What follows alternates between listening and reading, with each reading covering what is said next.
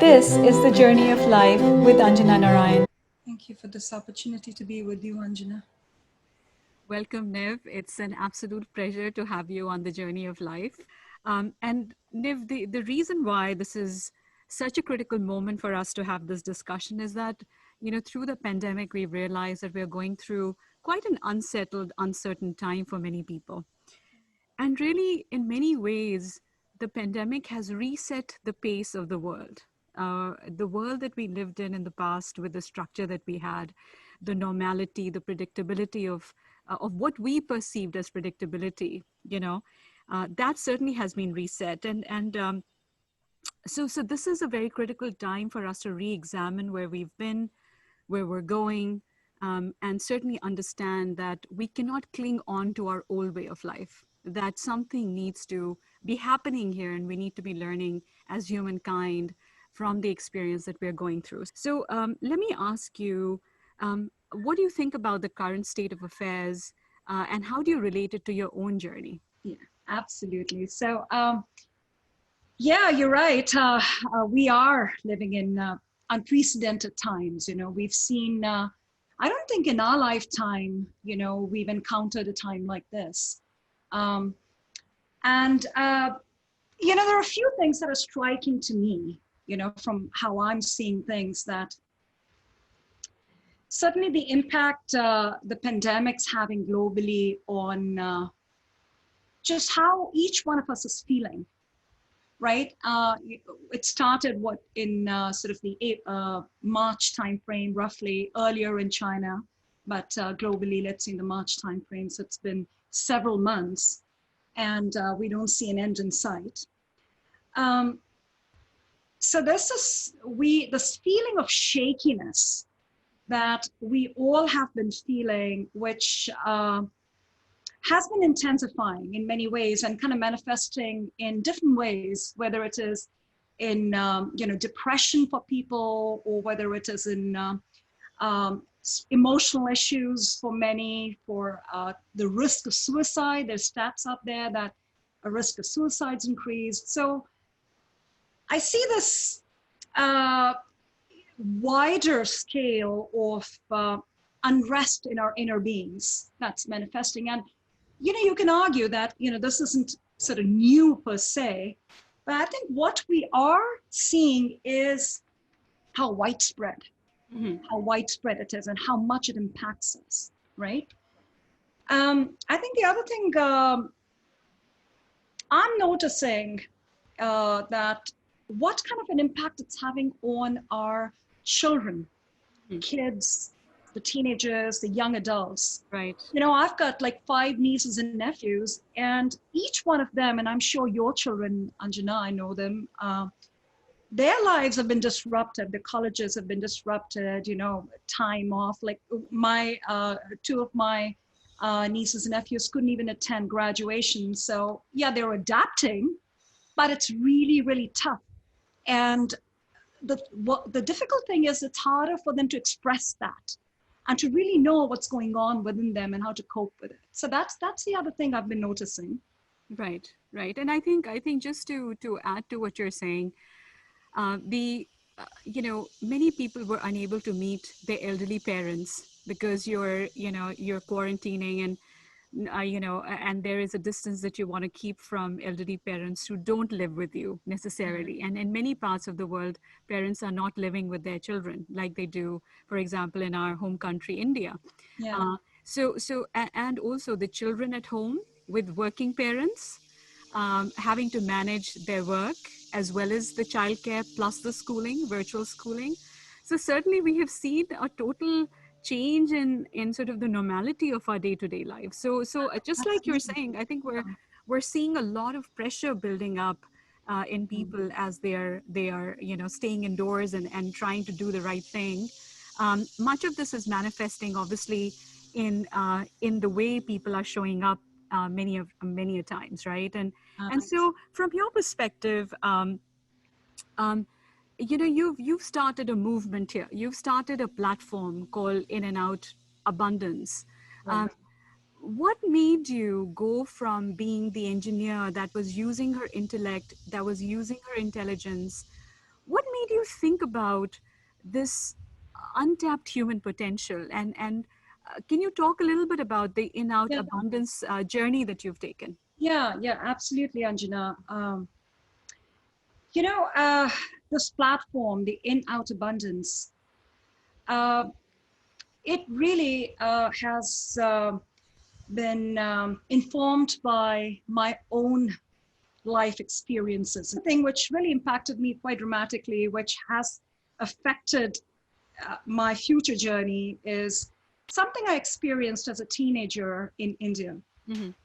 And this was a very traumatic experience while I was in my first year of engineering school. I went through, let's say, strong harassment for 8 or 9 months at the hands of a few boys, 4 or 5 boys, and it was to the extent that it traumatized me very, very deeply. But what I didn't really know how to deal with that very well that time, didn't know how to speak about it and get the resources, get the help. And so I repressed it. And so I had this big trauma that I was carrying along with me as I came to US, but honestly, I wasn't even aware, you know, that I was carrying that and how it was affecting me. Right. Along with that, you know, from an inner side, I was struggling in a marriage that wasn't working. Mm-hmm. The outer, I was able to create, control, manage, do all of that. But there was this inner part of me which was, you know, struggling. Mm-hmm. And it was in my 20s that when I first came to the US that I got in touch with my inner life through trying to figure out, you know, how do I navigate this marriage that wasn't working? And that's when I sort of got the first inside deep look into myself through the help of counselors, through the help of marital counseling. And it started to give me more clarity to see my emotions. So, Niv, that was the first time that you actually started to tap into your inner self rather than, you know, what we all focus on as we're growing up as being very functional people, you know, contributing to Yeah. society from an intellectual standpoint, and from a, you know, even from a physical standpoint, but not really paying attention to the inside and what was really happening with the psyche. What happened, Anjana, I'd say probably 3 years back or so, is when my journey kind of took on maybe a much more accelerated trajectory, you know, much more steeper trajectory. And, you know, situations happened which led me to go to India. And that, the nature of the work I had was consulting primarily. It gave me an opportunity to find that time to go deeper in myself and pursue more personal growth and just connect with my spirit more. And that took me traveling to around the world. Actually, it was a fantastic time where I traveled not only over India, across India. I went to Nepal. I went to many countries in Europe. Talk a little bit about the Amsterdam and the Denmark and the Tuscany experiences. Yeah, I'd love to. I'd love to. Yeah, I'd say those are the 3 major ones for me. The one close to Amsterdam, it's actually a human development or human growth university. And they really focus on developing your heart, your, you know, and so the motto is love is the answer. So there I actually, you know, learned how to take off sort of the masks that I had put on, you know, to sort of cope in the world, you know. So we develop a lot of defense strategies as we're growing up. And I one of the things for me was to learn to understand that those defense strategies also exist for a reason.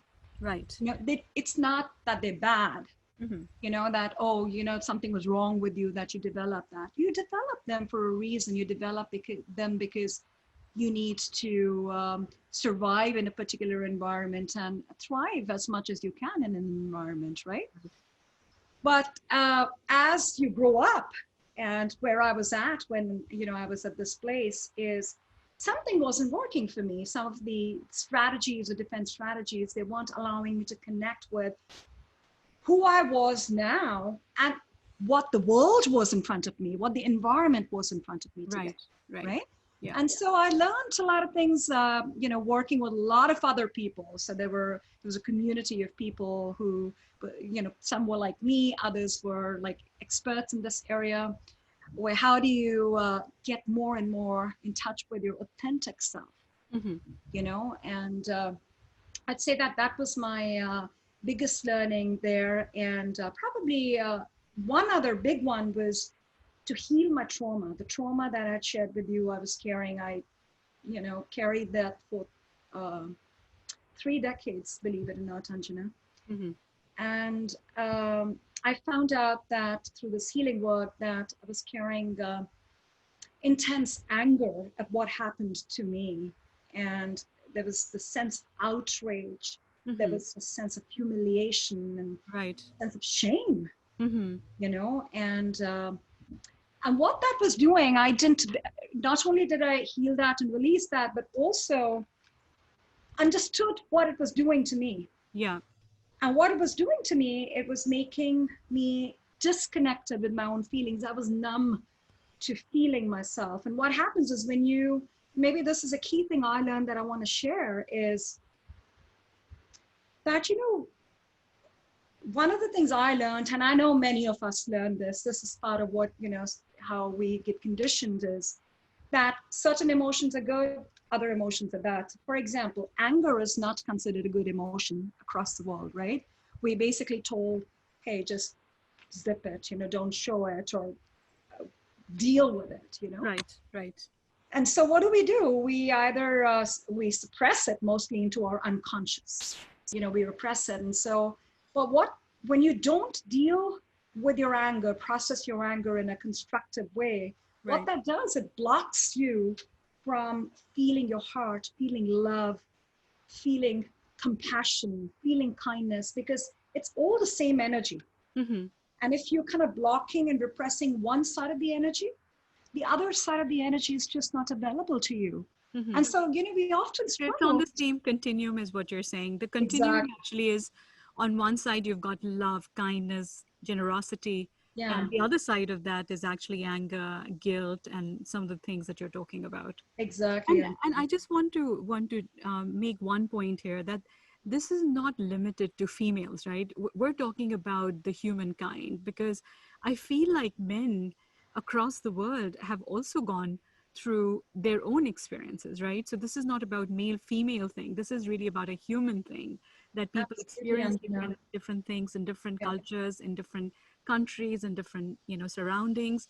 And so this has nothing really to do with just a female or male dynamic. This is really your human experience Absolutely, Anjana.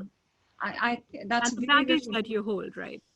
Yeah, I think that's a very important point for to understand and to bear in mind, that in many ways, while women have gone through sort of the experience of sort of blocking some of their emotions, men have gone through the same. In fact, men have gone through the experience of having to block most of their emotions, right? In fact, the pressure is even more so on them to be in a certain way and act in a certain way and not shed tears, and there are all kinds of conditionings. And so in many ways, when you get on this healing journey, as I was, and I met a lot of men and women, on that path, I found that women, because they naturally can get quicker back into their heart, sometimes it's a quicker process for them. Men, unless they really become conscious and aware of it, can really struggle with it, even more. Yeah. So just having that attunement that this is a human issue, this isn't just a gender-based issue. Now, it may have different implications, different aspects might impact a woman versus a man more because of the certain conditionings or cultural expectations. That's possible, and that happens. So that was, I'd say, my experience in Amsterdam, and I'd say Denmark and Italy were very similar experiences in terms of healing myself in different aspects. You know, I kind of think about it as a onion layers, as you peel the layers of the onion. So you take the masks out, and then you kind of start dealing with your processing your emotions. Then you start going deeper into understanding and processing. How do you connect more with your spirit? Right. You know, how do you get more centered and more sunk in? And ultimately, the biggest learning out of all of this for me was how to love myself, accept myself, just the way I am. Anjana, and this may sound very paradoxical, because isn't our, you know, in many ways, what we're trying to do is improve, we're trying to grow. But one of the things I learned is if you're focused on fighting something, that, oh no, I got to fix this. This is wrong in me. I got to fix this. If your energy is stuck there, then your energy is just, you don't have energy to work on anything constructive for yourself. So key is loving yourself and being kind and compassionate, understanding that some of the barriers and blocks that might have been developed in you,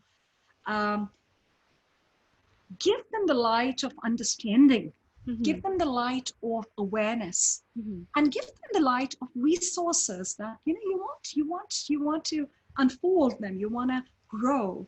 Right. But treat them with kindness. Otherwise, you know, our energy gets stuck. I mean, that was a huge learning for me. So what you're saying is that as human beings, we are enough as we are.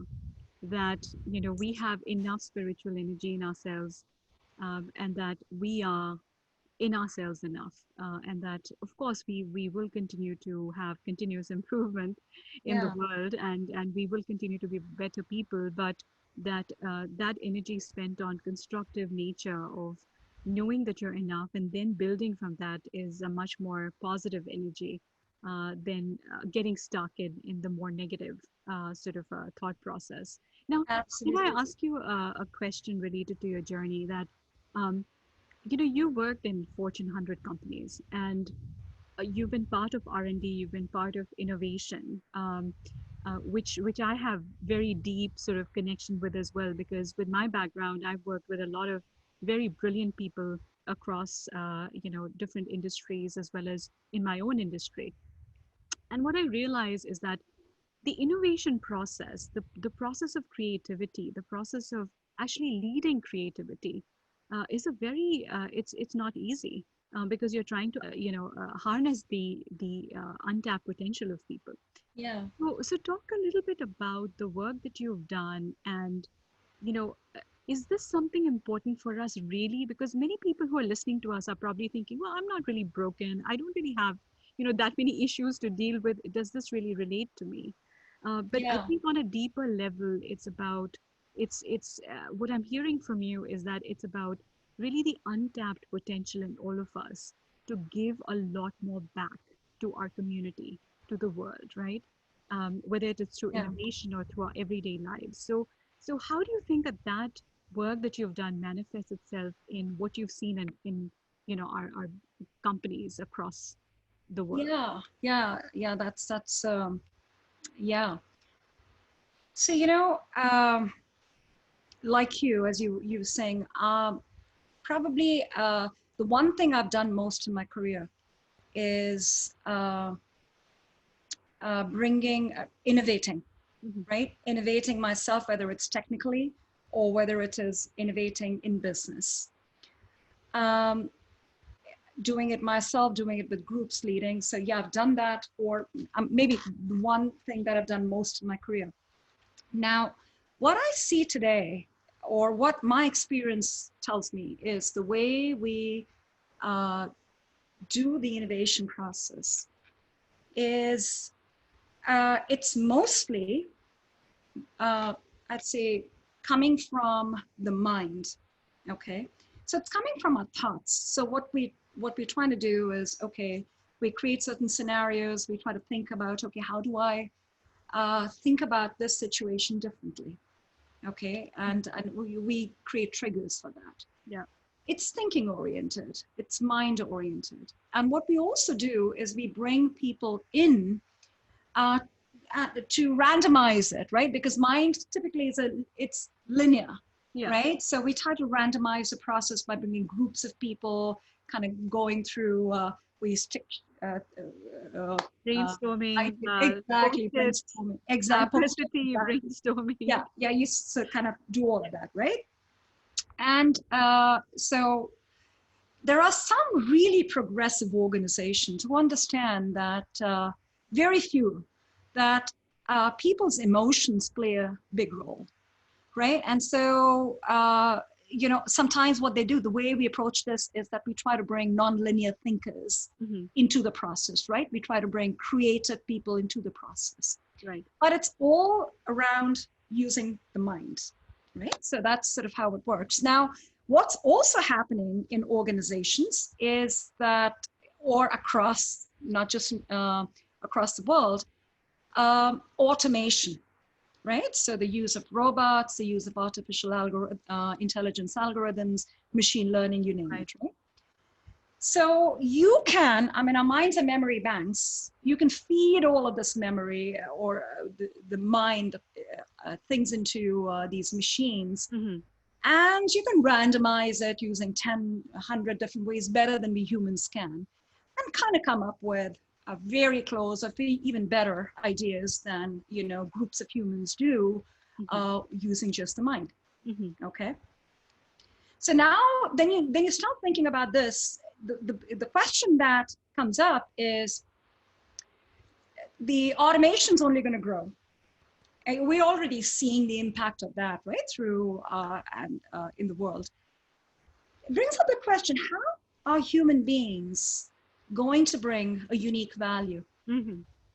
Okay, what is it about us that makes us different than machines or robots or artificial intelligence algorithms? So I feel, Anjana, with what I've learned, with what the dots that I've connected, what makes us, let's talk about what makes us human. Okay. Yeah. We know we have a body, a physical body. We're aware we breathe, right? We're at least aware of our breathing. We are aware of our minds. We're aware of our thoughts. We know we have a heart. How well connected we are with it, that's a different issue, right? So we kind of know this. We kind of know sort of the functioning, sort of say. But if you step back then and think about which are the centers, the capabilities of the humans. Well, there's one capability also that I haven't mentioned, and that is our life source. And what do I mean by the life source, Sanjana? That's actually one of the centers that most of us are not even aware that we have, or we're not consciously aware, very few of us are. And that, what you may call it the soul, you may call it the consciousness, you may call it the intelligence, cosmic intelligence. You know, maybe you say that you call it that from sort of much more of a spiritual perspective, but we don't know if it exists from a scientific perspective. Because you can't touch it, you can't see it, you can't, from a scientific standpoint, I mean, the reason why we are even relating to the mind, the brain, the heart, is because you can see it, you can feel it. But what you're talking about is actually the energy source, which is existing in all of us. Exactly. And so how do people in today's world, like you were saying, it's got to be tangible. You've got to know it, right? So what we've lost and what we need to reconnect with is knowing and experiencing a life source here and now. And you and I will go through that and we'll experience it here and now. So it's not some esoteric thing out there, right? But the thing is that because we've not been given the tools and the resources and we don't even know it exists. Right. Forget about connecting with it. So coming back to sort of the innovation, kind of closing onto that aspect, what is what needs to happen really, if you want to bring humans to bring unique value, you've got to tap what's unique about them, what they bring that's different. Right. And what we're not tapping, we're tapping the minds today. We're not tapping our hearts, our emotions, our feelings, okay? And Anjana, we know this as a human being. You and I both know this. People who are listening to this know this. We know we feel. Our feelings form such an important part of us. In fact, a lot of our decisions, it doesn't matter, we try to bring critical thinking and taking bias out, all of that's great. But our decisions primarily are driven a lot by our emotions and our feelings and our instincts. And there's this research to prove that now, right? And our attempt is to try to decouple it. That's fine, you try. But what I'm saying is reality is humans feel, and those feelings need to be, the more processed those feelings are, the more healthy and flowing those feelings are, more they can be unstuck from wherever they are and freed up for creativity and innovation. That is a huge part of the energy that's not being tapped today. Right. And I finally, think, yeah. So just one question related to that. So you're talking about now untapping a side of human potential that companies have not normally focused on. And I think it has to do with a multitude of reasons. Yeah. We only have so much amount of time at work. Yeah. We're trying to get our tasks done in many cases. In many companies now, how you do things and not just what you do is important. So we've gotten to the stage of really understanding human behavior, right? And this is what you were talking about earlier, which is in our leadership programs, we're primarily focusing on behaviors, right? Yeah. How do you get stuff done as a leader? How are you leading your people, right? So that how has become really important as much as the what. So we're no longer task oriented.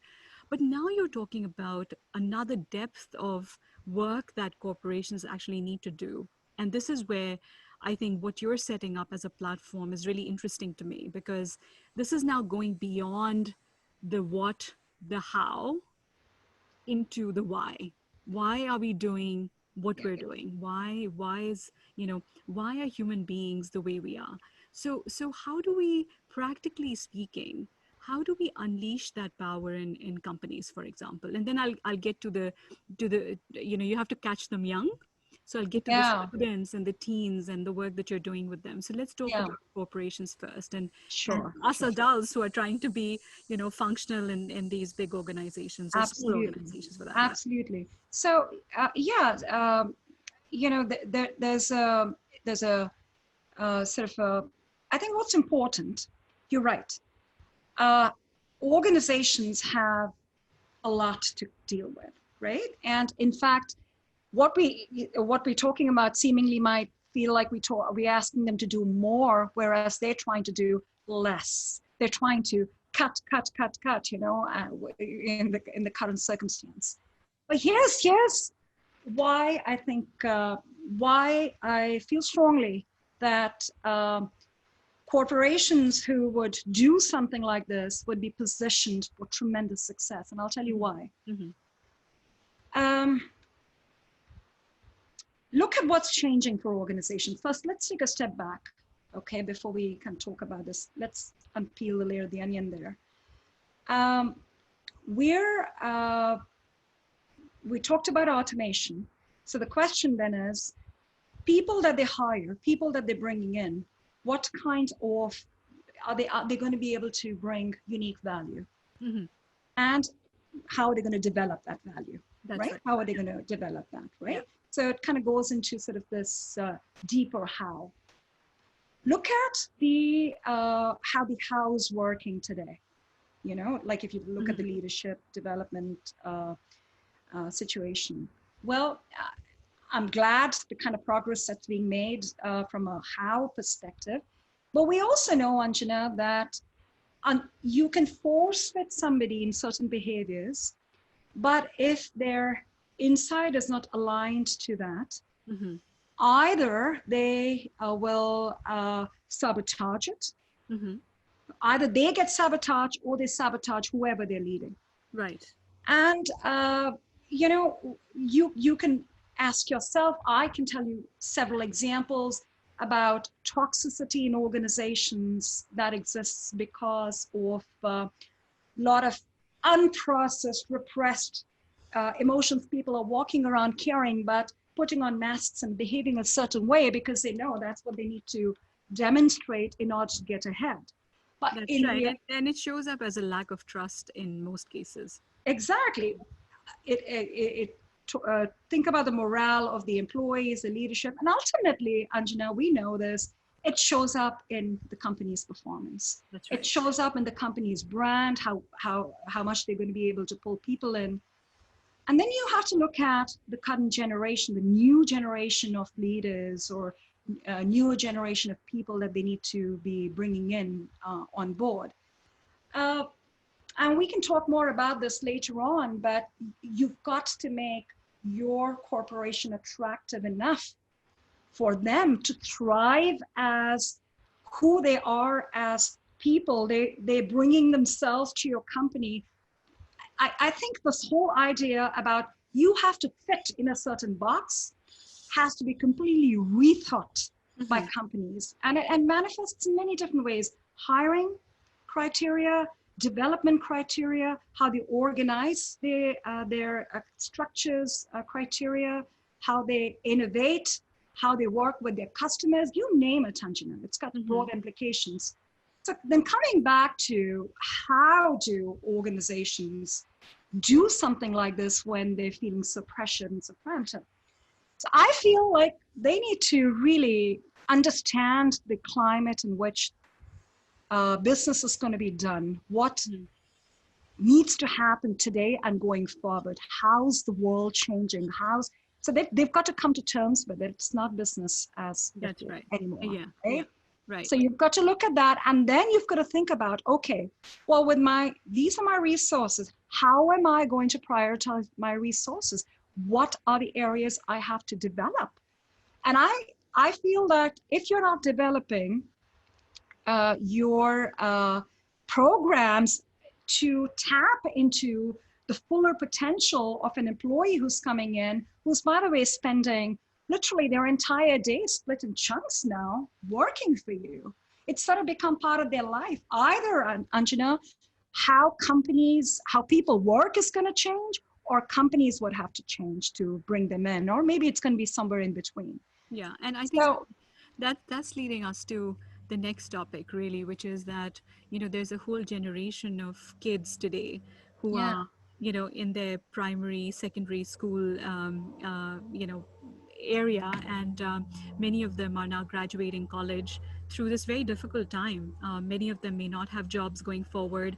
Many may be having families that don't have jobs, and are, critically looking at their future, and yeah, obviously deciding where they want to be. So in this new world that we are entering, post-pandemic, I think we can call it before coronavirus and after coronavirus now, instead of BC and AD. Um, so in this new sort of world that we're entering, what's your suggestion for teens and for young adults who are looking to build their lives? And obviously, I think this generation, the younger generation, obviously has grown up in a different way as compared to the previous generations, which is not nothing new. Our generation was very different than our parents or grandparents' generation. So in order for the future to be attractive and for them to continue innovating as they would in this new world of AI, automation, and other sort of machine learning, and adoption yeah, within the world, what advice would you give them to harness their power? Because they're going to be faced with it more probably yeah. than all of us. We're probably going to continue to sort of evolve ourselves, but I think the new generation obviously will have to deal with it a lot more. So, what's your advice for parents and for these young adults and teens to develop themselves in a different way and to seek out organizations that actually support that development as well? Yeah, that's a very, very vital question. And, I feel like our children, the young adults, the kids who are being born now or teens, in many ways, Anjana, I feel like the kind of complexity that they're dealing with is, more than we dealt with when we were growing up. And given that we're dealing with it now, but then we also have this perspective from that we're bringing along, but they really don't have a lot of, perspective. And so that's good and bad both, because I think the good piece is that they're much more open and much more receptive, right? And so I think I feel like as I've been working with teenagers, as I've been working with young adults in universities, I feel that the opening for them to understand that they're more than just their minds is much more. So that who are they? They've got a heart, they've got a life source. How do they connect with that? How do they think about more than just themselves? How do they think about the environment that they're in? How do they think about climate? How do they think about, the consciousness level, I feel, the receptivity level, by and large, I feel is much more the social consciousness or the desire for that is much more. And I feel like this is, it's absolutely urgent now to tap into that receptivity. And in many ways, I feel like we have to develop them as leaders for the world that they're in today and what's coming. And for that, I feel like parents have to be on board, obviously. And that's where for parents to maybe think about this from a few different perspectives, where that opens them up if they're not feeling as receptive to, oh, well, what is all of this? Niv, what are the resources that you would suggest for parents? Because I think, look, I have two kids, and I can tell you that it's sometimes you are bombarded with a lot of information. You don't always know what is a reliable place to go to get information about bringing your children up with their creativity, enlightened, as well as supporting them in their emotional journey, listening to them, making sure that you're sort of supporting their development in this particular area. So I two questions are coming out. One, what resources for parents? What resources for teens? And I know that your In-Out-Abundance is trying to actually collate a lot of these resources so that across the world that you can provide that sort of support if people are seeking it. Yeah, absolutely, Anjana. I mean, that is the whole mission for In-Out-Abundance, to make this a practical way of moving along this path. How do you relax your mind? How do you strengthen your heart? And how do you tap into your life source? So I'd say that programs that, certainly workshops and resources that In-Out-Abundance would provide is completely, customized for this purpose. There are other resources as well. I would say that meditation is a huge resource for relaxing the mind. Okay, and there are really good programs out there. So if you like Art of Living I know in India offers some really good programs. Sadhguru offers some good programs there. Osho, through Osho's work, who's an enlightened master as well, there are beautiful meditations available. And honestly, this can be as simple as 10 minutes to 15 minutes of meditation every day. Okay, and I'll share one meditation that we're going to do. Maybe we do it right after this segment, Anjana, to feel it out, what that looks like. So that's one.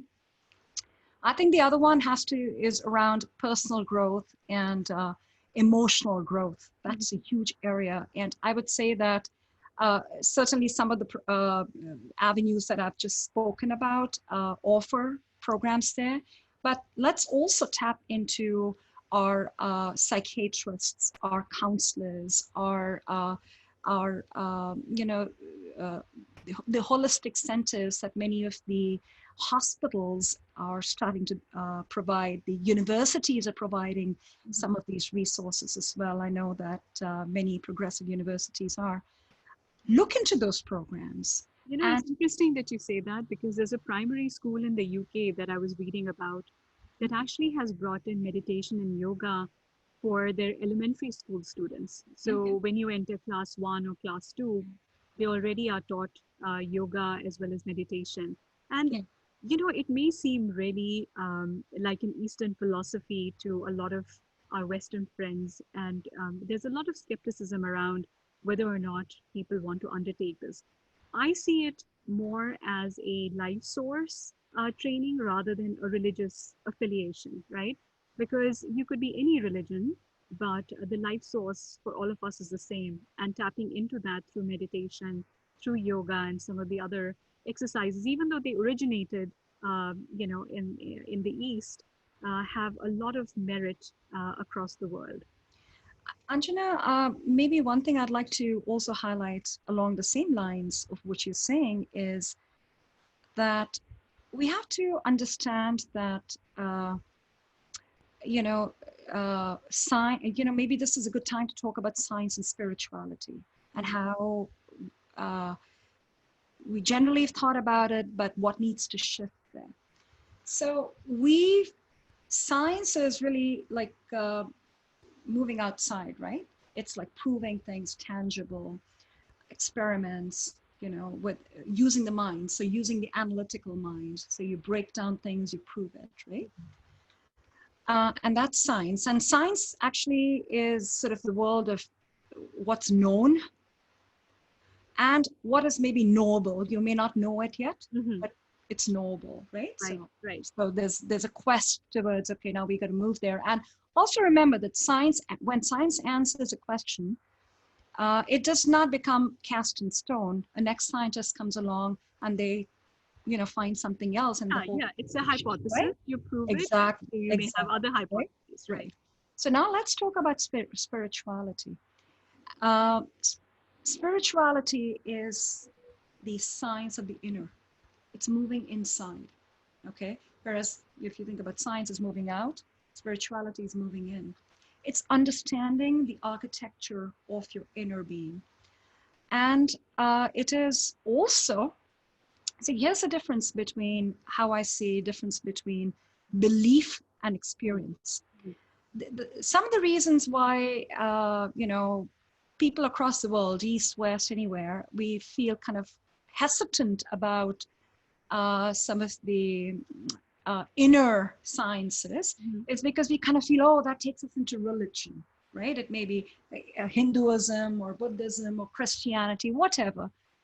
The reality is, Anjana, that what we're talking about, the difference between sort of how I see spirituality and religion is spirituality talks about experiencing it, not believing it. Okay, so don't take something because it's written in a book that this is how it is. You take it and you believe it and you run with it. Well, the thing is that in today's world, we're not prepared to do that. Our minds have shifted. We've become much more analytical, and we're not just going to take something written down and just run with it, right? I think that's healthy. We've got to be able to be curious. We got to be able to question. We got to be able to be on a search on our own to find out. And that's where spirituality takes you, because spirituality is an invitation to come and experience. Do not believe that exists, a life source or soul or, an inner or this and that. Come, taste it, try it, see for yourself, experience for yourself. So I think this is the approach to take, where then you start thinking about that the West has done a lot of work in the outer sciences, right? A lot of technologies, advancements have been done, a lot of innovations been done. Well, East has done a lot of innovation in the inner sciences, whether it's through yoga, whether it's through meditation, whether it's through, thousands of years of, sciences developed for the inner, the healing sciences, the restorative sciences. The issue has been, Anjana, to talk about it in a way, to blend this in a way that it becomes an experience for us that we can live here and now practically in our lives. Yeah, What and does it do? right, and I think the summary I'm taking out is that the outer sciences obviously are very important. That's Yep. something that we all live and know.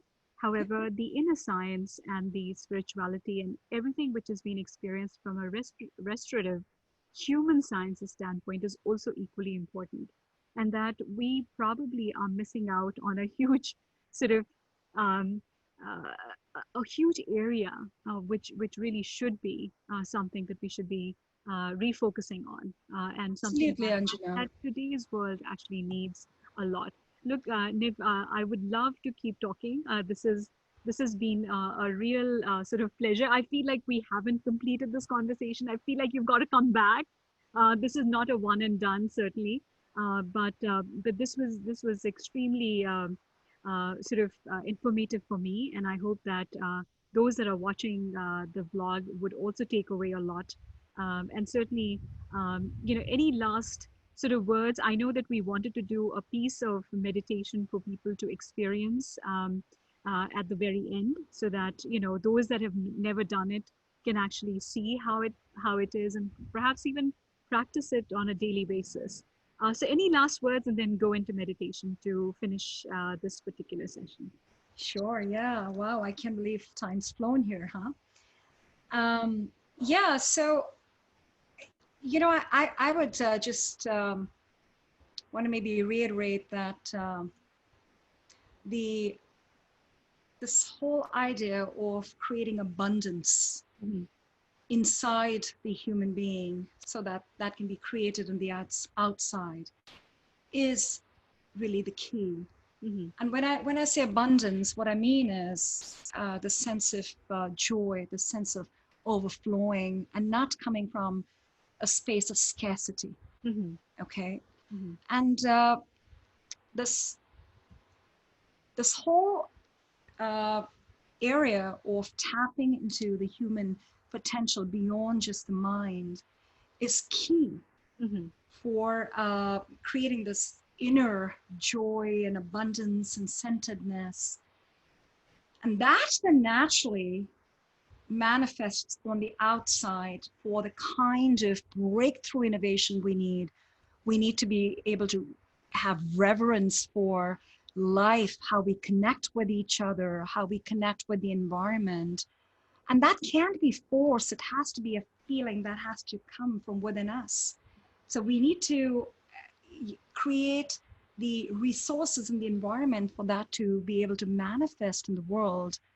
Um, so that really, I mean, human beings can thrive in an environment which is rich and abundant and full of technology and comfort on the outside, but it's giving them the restorative, joyful sense of being able to enjoy that and connect with that and connect with something bigger than themselves Right. along with that as well. Yeah. So I want to just end with that. And I also would like to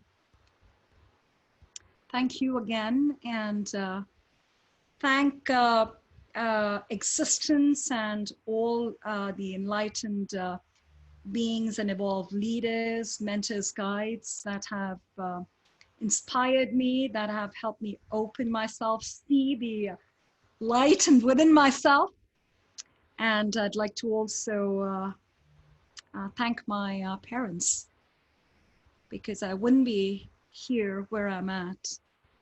And I've still more to go, but my parents have been a huge part of my journey. Their support and love means a lot to me. Thank you, Nivedita. This was an amazing conversation, and I certainly don't think that this is the end of our conversations. I'm sure that we will have many more. There are so many things I would like to delve into that we weren't able to get to in this particular session. So, so thank you so much for your, again, for participating in the journey of life and to share your insights of what you've learned in your journey. So with that, why don't we practice what we've been talking about, which is the meditation? And would you say 5 minutes? I'd say that let's take about 2 minutes to just have me just share what we'll do, and then let's practice it for 5 minutes. All Is right. that okay? Wonderful. Yeah, let's do that. So what we're going to do is a meditation that was developed by Buddha, Gautam Buddha, 2,500 years back. It's called Vipassana. And meditation is watching, it really involves watching your breath. So what we'll first do is, actually, why don't I just guide us through it, and we start doing it as a guide? Is that okay? Yeah, that's fine. And then maybe I can comment a little bit about the meditation towards the end after we're done. That's fine. Okay. So I would invite you, Anjana, to close your eyes, sit comfortably with your maybe your hands on your thighs, palms facing up, and breathe deeply into your belly like you're blowing into a balloon. Let's do that 3 times.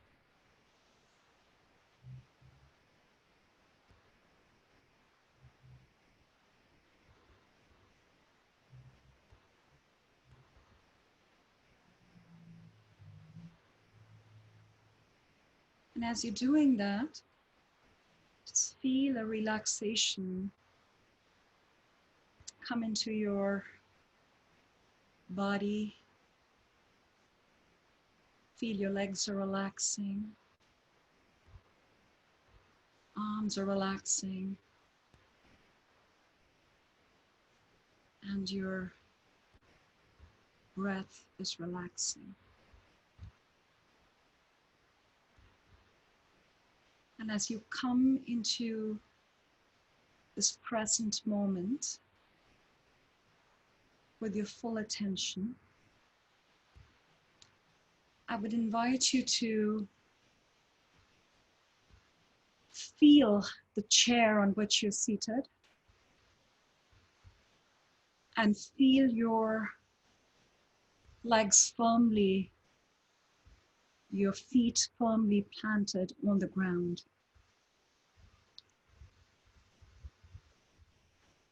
And feel like there is a force pulling you from your seat down into the earth. So there's this grounding force pulling you down. Feel that.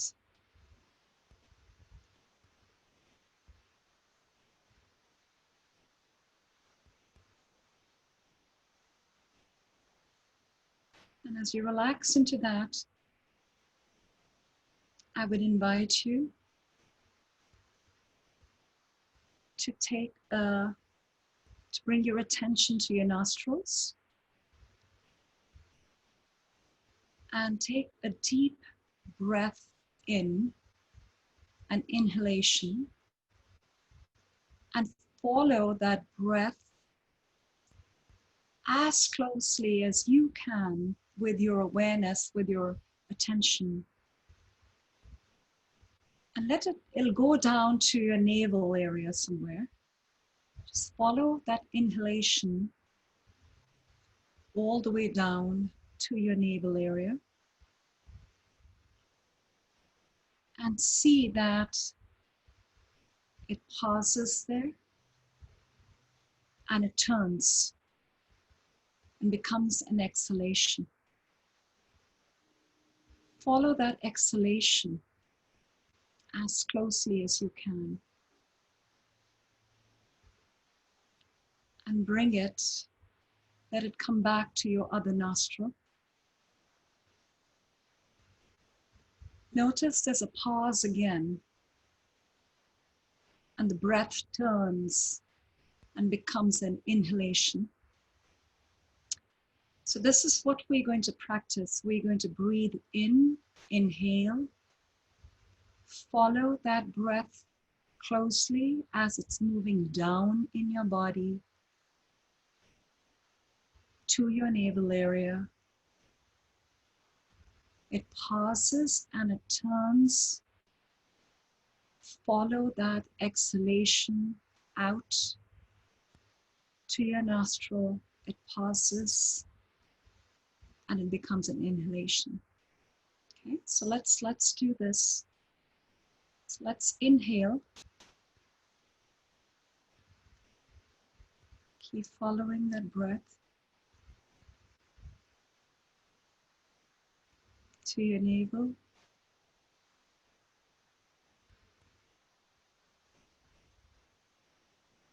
See it turn.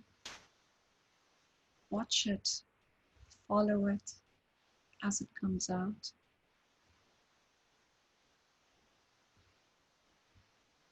Notice there's a pause and an inhalation again. Follow that inhalation.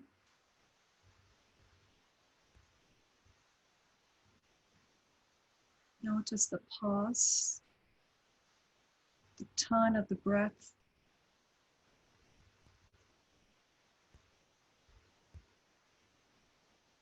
Comes out. Pause. Inhale. Let's do this. See your breath move in this circle. Inhalation. Pause. Exhalation. Pause. Inhalation. Pause. Exhalation.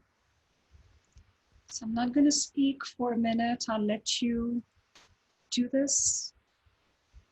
Feel your breath, watch your breath, and in particular, watch those pauses for however a fraction of a second they might be for.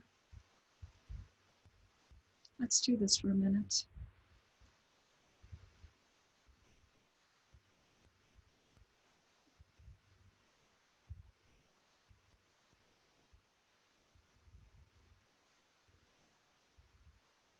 And if your mind moves here and there, just gently bring it back to your breath.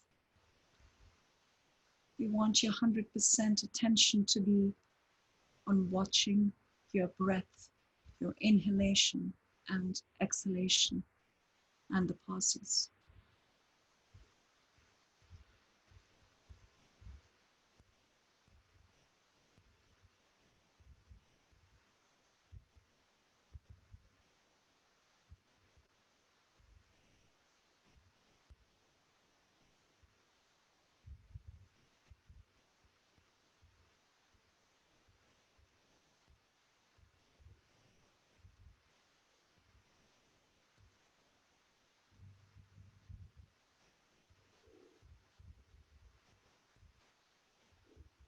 Go as slow as you can, but very watchful.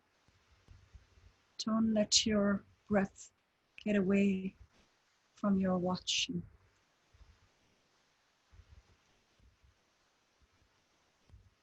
Let it flow naturally and let your watching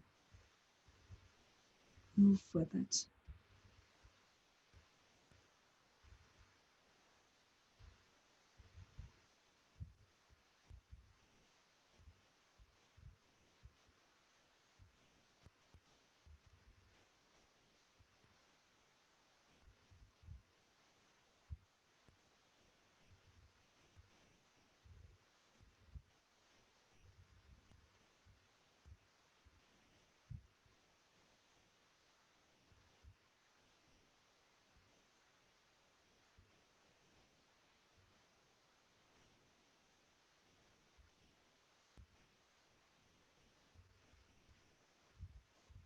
Now I would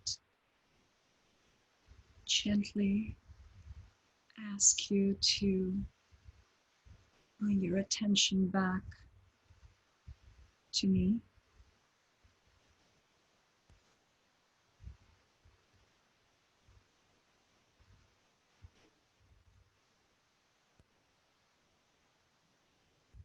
And before I just share some key points about this meditation, is there something you'd like to share, Anjana? How was it for you? Thank you for leading us through a very sort of quietening and time to connect to ourselves. We talked about it for the vlog, but I think it was important for us to experience that.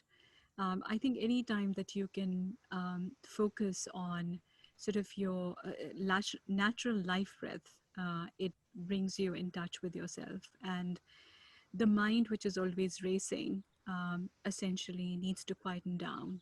And it's a great way to bring focus in your life. It's a great way to quieten yourself. And it's a great way to really experience the bliss of breathing. So it was wonderful as always, Niv.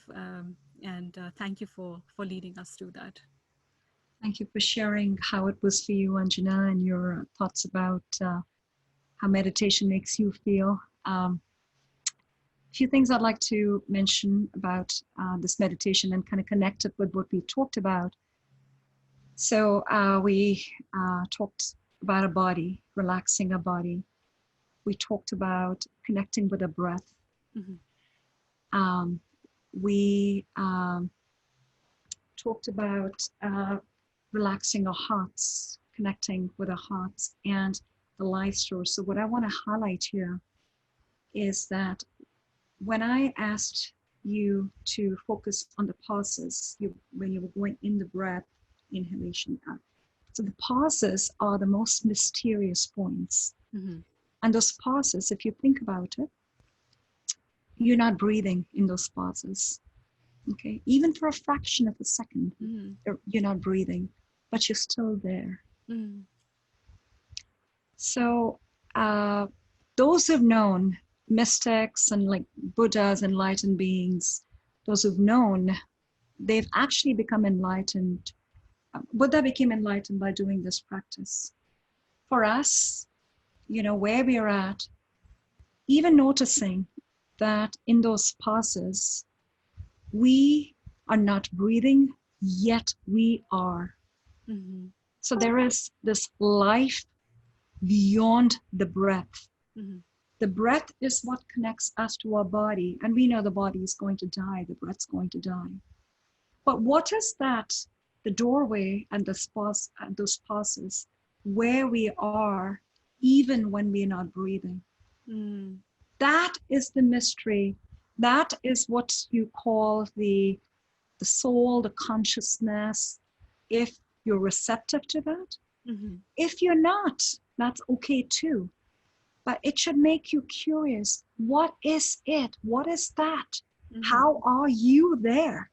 Mm-hmm. Without breathing? Without breathing. Mm. Well, you're not breathing. Mm-hmm. How are you? You're still very much there. And that's, so for people, I'd say this is an invitation to be curious, to be courageous, Mm-hmm. to explore who you are, this magnificent being that we are with these multitude of capabilities. We are way more than our minds. We way more than just this beehive buzzing with thoughts constantly and driving us crazy. It's got a role to play. It's got a very important role to play, but we are overworking our minds and not using the other capabilities that we've been given as gifts. That's my invitation. Thank you. Thank you, Niv.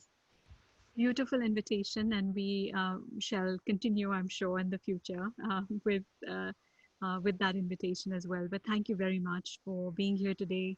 It was a real pleasure to talk to you about your journey. And again, thanks, and I hope that everybody has a great day.